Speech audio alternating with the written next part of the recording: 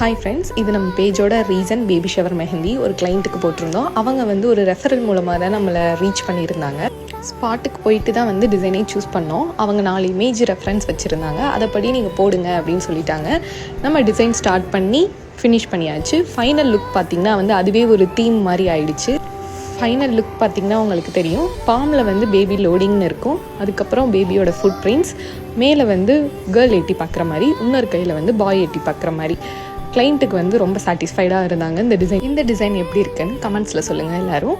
இந்த கிளைண்ட்டை பற்றி சொல்லணும்னா, நாங்கள் மீட் பண்ணுறப்ப ஸ்ட்ரேஞ்சர்ஸாக தான் இருந்தோம். ஆனால் டிசைன் கம்ப்ளீட் ஆகிறப்ப நாங்கள் ஒரு லாங் டிஸ்டன்ஸ் ரிலேட்டிவ் ஆகிட்டோம். நம்மளை மாதிரி மெஹந்தி ஆர்டிஸ்ட்டுக்கு சில கிளைண்ட்ஸ் தான் வந்து சிஸ்டர் வைப் கொடுப்பாங்க. ஸோ உங்களுக்கும் மறக்க முடியாத கிளைண்ட் எக்ஸ்பீரியன்ஸ் இருந்துச்சுன்னா இங்கே ஷேர் பண்ணுங்கள். நம்ம நெக்ஸ்ட் ஆர்டரில் பார்க்கலாம். பாய் பாய்.